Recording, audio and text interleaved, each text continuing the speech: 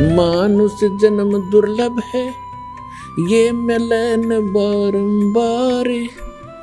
तरवर से पत्ता टूट गिरे, वो मोर न लगता डार।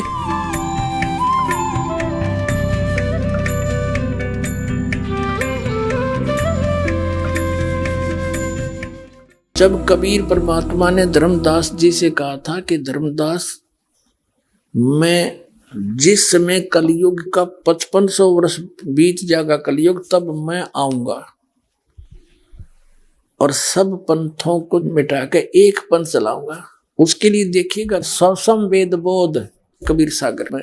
कबीर सागर संपूर्ण 11 भाग खेमराज श्री कृष्णदास प्रकाशन मुंबई के द्वारा प्रकाशित है। ये संपूर्ण 11 भाग कबीर सागर ये उन्हीं का है, कबीर पंथियों का छापा हुआ। कबीर पंथी भारत पथिक स्वामी युगलानंद विहारी द्वारा पुरस्कृत, और ये मुद्रक है प्रकाशक।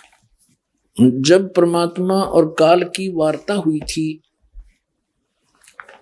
उस समय परमात्मा से काल ने क्या कहा था कि 12 पंथ तेरे नाम तो चलाऊंगा, और इन 12 पंथा में जो नाम लेगा वे मेरे मुख में आन समोई। कबीर साहब ने कहा था 12 पंथ करूं मैं साजा, और नाम तुम्हारा ले करूं आवाजा। काल ने कहा था कबीर परमेश्वर को, और 12 पंथ करूं मैं साजा, नाम तुम्हारा ले करूं आवाजा। 12 पंथ नाम जो ले ही मेरे मुख में आन समोई। और जाओ जोग जीत संसारा, जीव न माने कहा तुम्हारा।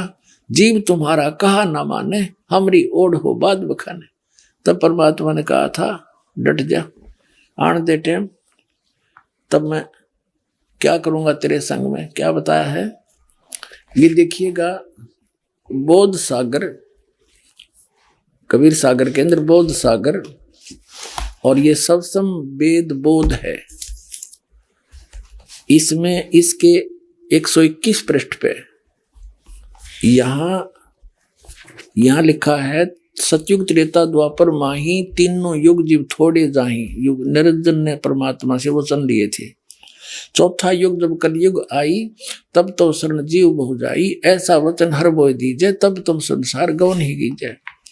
अब परमात्मा ने कहा था, अरे काल पर पंथ पसारा, तीनों युग जीवन दुख डारा। बिनती तोरी लीन में मानी, मोह को ठगे काल अभिमानी। चौथा युग जब कलयुग आई, तब हम अपनो वंश पठाई। काल फंद छूटे नर लोई, सकल सृष्टि परवानी खोई। घर घर देखो बोध विचारा, सत नाम सब ठोर उचारा। फिर के 5505, तब ये वचन होगा साचा। कलयुग बीत जावे जब एता, तो सब जीव परम पुरुष पद चेता। इसका क्या अर्थ है कि जब 5505 वर्ष बीत जाएंगे कलयुग के, तब मैं अपना अंश भेजूंगा। अब परमात्मा अपने आप को छुपा के करे, और कहते हैं फिर पूरा विश्व परमात्मा के उस परम पद से परिचित होगा, उस भक्ति से, और सकल सतनाम का सब जगह उच्चारण होगा। देखिए, चौथा युग जब कलयुग आई, तब हम अपना अंश पठाएं, अपना अंश भेजेंगे। और काल पंथ छूटे नरलोई, सकल सृष्टि परवानी कोई। पूरी सृष्टि नाम लेगी, और घर घर देखो बोध विचारा। घर घर परमात्मा की महिमा का विचार होगा, ज्ञान का। और सतनाम सब ठोर उचारा, सब जगह सतनाम का दिया जाएगा, सब जाप किया करेंगे। और कलयुग 5505, जब ये वचन होगा सच्चा, कलयुग बीत जाए तब एता, सब जीव परम पुरुष पद चेता। यानी सभी जीव उस परमात्मा के परम पद के परिचित हो जाएंगे। सबसम वेद बोध 121 पृष्ठ पर आपने पढ़ लिया था। 121 पृष्ठ पे यहां पर कि चौथा युग जब कलयुग आई, तब हम अपना अंश पठाई। काल फंद छूटे नरलोई, सकल सृष्टि परवानी खोई। पूरी सृष्टि नाम लेवेगी बंदी छोड़ का, कबीर साहब का। घर घर देखो बोध विचारा, और सत नाम सब ठोर उचारा। खुले तौर पर बताया जाएगा फिर नाम सब पुण्यात्माओं का सतनाम का, वो 2 अक्षर का नाम है। और 5505, तब ये वचन मेरा होगा साचा। कलयुग बीत जाए तब एता, सब जीव परम पुरुष पद चेता, सब जीव परमात्मा के उस परम पद से परिचित हो जाएंगे। अब देखना, ये कबीर साहब का फिर संबोधि चल रहा है, 171 पृष्ठ पर आ गए हम। अपने आत्माओं, इसमें लिखा है 500 और 500 जब कलयुग बीत जाए, महापुरुष फरमान तब जग तारण को आए। कबीर साहब कहते हैं जब यानी 5500 5500 कलयुग बीत जाएगा, जब एक महापुरुष आवेगा, वहां तो उन्होंने खुद कह दिया हम चल कर आएंगे, तो बार बार नौके का मावांगे तो बदल नहीं, तो स्पष्ट कर दिया कि महापुरुष फरमान तब जग तारण को आवे, हिंदू तुर्क आदि सब जेते जीव जहान, और सत्य नाम की साख गए ये पावा पद निर्वाण। पूरे जितने भी जीव हैं, हिंदू हैं, मुसलमान हैं, या कोई सिख है, कोई भी आगे जो चलेंगे सारे जितने भी जीव जहान में, और जो सत्य नाम की साख ले वो पावा पद निर्वाण, निर्वाण माने मोक्ष पद प्राप्त करेंगे। यथा श्रीतगण आप ही मिले संधु में धाये, सत सुकृत के मध्य में सभी पंथ समावे। कहते हैं जैसे समुद्र में दरिया गण, ये दरियाएं जैसे गंगा जमुना सरस्वती सारी कहते हैं अपने आप धाय कर दौड़ कर उसमें जाकर मिलकर एक रस हो जाती हैं, ऐसे सारे पंथ एक दिन इस सच्चाई को समझ के उस मेरे वाले दास के द्वारा चलाए गए उस पंथ में महापुरुष, वो तो महान थे इसलिए महान को महान ही कहते, हम तो दास हैं, कहते उसके द्वारा चलाए गए पंथ में ऐसे भाग भाग का होंगे जैसे समुद्र में दरिया सपीट तो जाकर मिल जाया करती है, निर्बाध होकर के आ जाते हैं। तो ऐसे सब एक हो जाएंगे सारे पंथ। देखिए, यथा सरित गण आप ही मिले सिंधु में धाये, और सत सुकृत के मध्य तिमी उस सच्चे पंथ के मध्य ये सभी पंथ ऐसे समावे। जब लग पूर्ण होए नी ठीके को तिथि वार, कपट चातरी तब लो ये सब संवेद निर्धार। कबीर साहब कहते हैं मैंने समय दर दिया यो 5505, जब तक यो ठीक का समय नहीं आवेगा, ठीक माने निर्धारित समय, तब तक मेरा सब संवेद का ये वचन निराधार दिखाई देगा। ये उस दिन सच्चा हो जाएगा जब वो दिन आ गया, उन आत्मा आ गया वो ठीक का दिन। ये सारे झाड़ के दर दिए दास ने।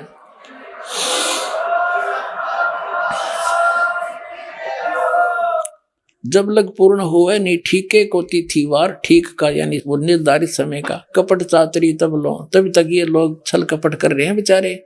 और मेरा सब संवेद निर्धार, ये सब संवेद में जो ज्ञान लिखा जा रहा है तेरे द्वारा मैं बोल रहा हूँ, ये तब तक तो निराधार दिखाई देंगे। मेरे वचन वैसे कह रखा है, अब कब आओगा वो दिन।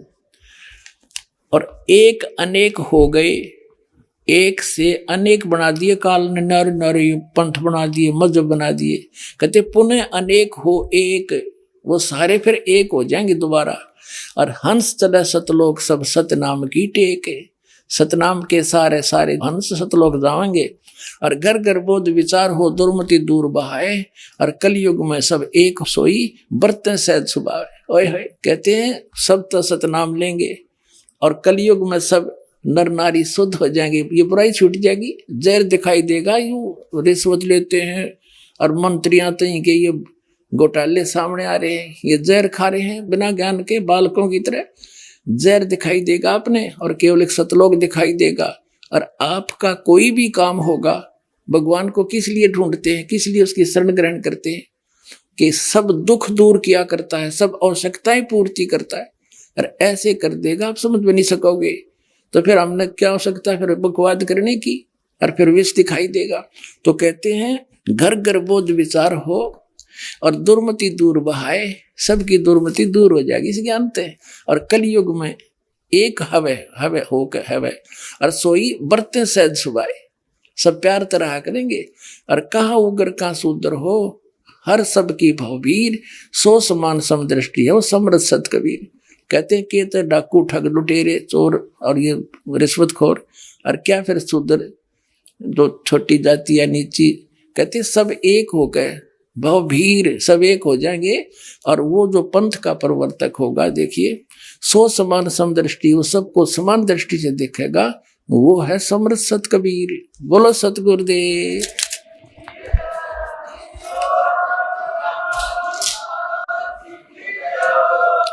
अपने आत्मा, ये तो कबीर सागर में आपको प्रमाणित हो गया कि कलयुग जो 5505 बीत जाएगा, तब यह बात मेरी साची होगी धर्मदास, तब तक तो ये निराधार दिखाई देंगे मेरे वचन कबीर सागर में। अब ये निर्णय करना है कि 5505 कब पूरे हुए। अपने आत्माओं, अपने हिंदू समाज में शंकराचार्यों द्वारा दिए गए ज्ञान को हम ऑथेंटिक मानते हैं। अब उन्हीं के अंदर प्रमाणित करते हैं कि आज कलयुग कितना बीत गया। अब देखिएगा, एक पुस्तक है हिमालय तीर्थ, और इसके कौन है संपादक, JP नंबूरी, उप मुख्य कार्य अधिकारी श्री बद्रीनाथ केदारनाथ मंदिर समिति। अब यहां से हिमालय तीर्थ पहला प्रकाशन 2009 का, प्रकाशक है रंजू चक्रवर्ती, बामाचरण राय रोड, कलकत्ता, 76A/1, दूरभाष इतना। ग्रंथ सब जयपुर नंबूरी, मुद्रक है गिरी प्रिंट सर्विसेज, कलकत्ता। ठीक है, अब इसके हम 42 पृष्ठ पर आते हैं। ये 42 पृष्ठ है, हिमालय तीर्थ नामक ये पुस्तक है। यहाँ एक आदि शंकराचार्य के जन्म के विषय बताई है। ये कोई शिव रहस्य का एक श्लोक है, दोहा है संस्कृत में शिव रहस्य का, इसका अनुवाद किया है। अर्थात कलयुग के 3000 वर्ष व्यतीत होने पर बौद्ध मीमांसकों के मत पर विजय प्राप्ति के लिए शंकर यति के रूप में आविर्भूत होंगे। यानी शंकराचार्य का जन्म जब कलयुग 3000 वर्ष बीत जाएगा तब होगा, ये इनका भविष्यवाणी थी। और ये कब हुआ? ईसा मसीह जी से 508 वर्ष पहले आदि शंकराचार्य जी का जन्म हुआ। देखिएगा, ये पुस्तक है ज्योतिर्मय ज्योतिर्मठ, और ये कहाँ से छपी है? ज्योतिर्मय ज्योतिर्मठ। ये है अंत विभूषित ज्योतिष पीठाधीश्वर एवं द्वारका शारदा पीठाधीश्वर जगत गुरु शंकराचार्य स्वामी श्री स्वरूपानंद सरस्वती जी महाराज, ये संरक्षक है। संपादक, लेखक एवं संकलन करता है विष्णुदत्त शर्मा, अध्यक्ष आध्यात्मिक उत्थान मंडल दिल्ली। ये प्रेरणा स्रोत, Mudryk pine print and PACS, ये वो सारा कुछ इन्हीं का वही है। प्रकाशक है अखिल भारतीय आध्यात्मिक उत्थान मंडल, 1/3234 गली नंबर 2, रामनगर मंडोली रोड, सादरा दिल्ली। ये इनके फैक्स और फोन नंबर है। इसके 11 पृष्ठ पर हम ले चलते हैं आपको। ये 11 पृष्ठ है। अच्छा, यहाँ पर क्या लिखा है? आदि गुरु शंकराचार्य का संक्षिप्त जीवन परिचय हम थोड़ा सा पढ़ेंगे अपने मतलब का। गुरु परंपरागत मठों के अनुसार उनका आविर्भाव, किनका? आदि शंकराचार्य का आविर्भाव काल ईसा पूर्व 508 या 476 वर्ष माना जाता है। अब 508 है ईसा पूर्व, 32 वर्ष की आयु में इनकी मृत्यु होगी थी। इसमें से 32 कम कर दो, 476। ये जब तक ईसा तक नहीं पहुंचेंगे तब तक ये उल्टे चलते हैं कैलकुलेशन, इधर को बढ़ेंगे तो वो घटेंगी। तो ईसा से 508 वर्ष पूर्व श्री शंकराचार्य जी का जन्म हुआ। ठीक है, अब इधर से हम गिनेंगे तो ईसा जी का जन्म हम सन 2000 से काउंट करें, आसानी से हो जाएगा। सन 2000 को आदि शंकराचार्य को कितना समय हो गया था जन्म हुए ने? 2508 वर्ष, सन 2000 को। और उस समय कलयुग कितना बीत चुका था? इन्हीं के उस ज्योतिर्मय ज्योतिर्मठ पुस्तक के आधार से उसमें ऊपर से गिनेंगे तो 3000 वर्ष कलयुग बीत चुका था। और जब उनका जन्म हुआ तो अब से गिने तो उस समय को जब 3000 वर्ष कलयुग बीत गया था, सन 2000 से गिने तो 2508 वर्ष वो जोड़ दें उसमें, तो 2000 सन 2000 को योग कलयुग कितना बीत गया था? 5508 वर्ष। अब हम 5505 खोजेंगे, वो कद पूरा हुआ। अब 5505 कलयुग कब पूरा होता है? तो सन 2000 को, तो 5508 बीत गया कलयुग। अब 3 पीछे चले जाओ, 1997 में 5505 वर्ष कलयुग बीत चुका था, यानी 5505 आ गया में, सोच लो कलयुग। तो अब वो 5505 1997 का फिर क्या रहस्य है?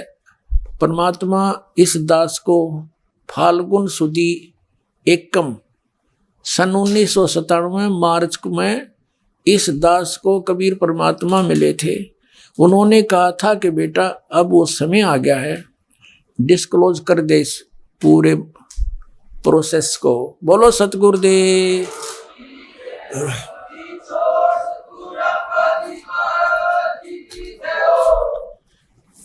अब पुण्यात्मा, इस दास को भी अभी पता चला है, ये कैलकुलेशन मिली है अभी इस 2012 में कि हम कैसे कैलकुलेशन करें कि हम कितना कलयुग बीत गया।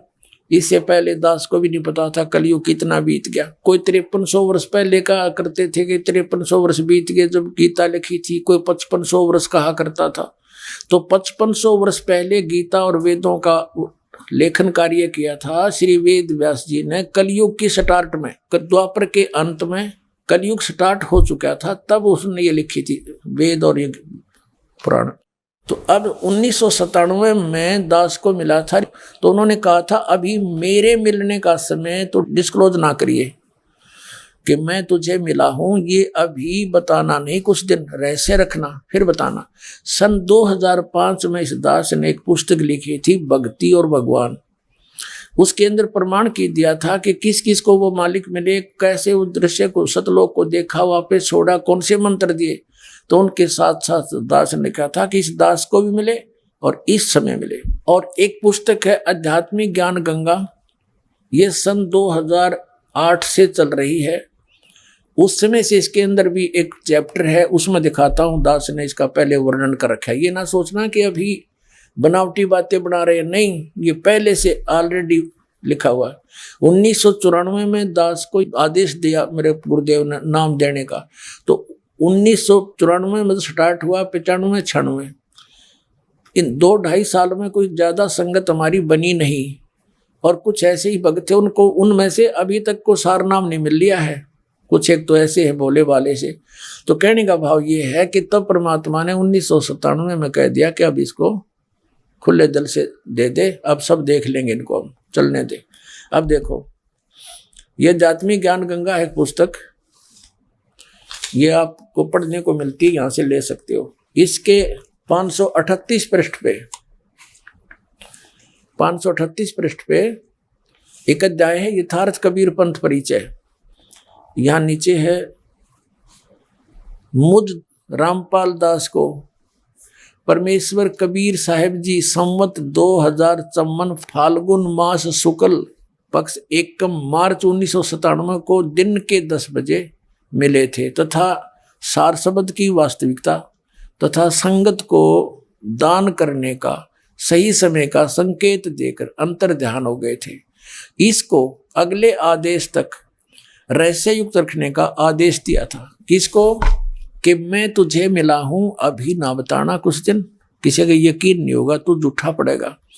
तो दास ने फिर लिख दिया, फिर आगे लिख दिया, विशेष किसी को बताया नहीं, लेकिन ये आज क्लियर होना था 2012 में।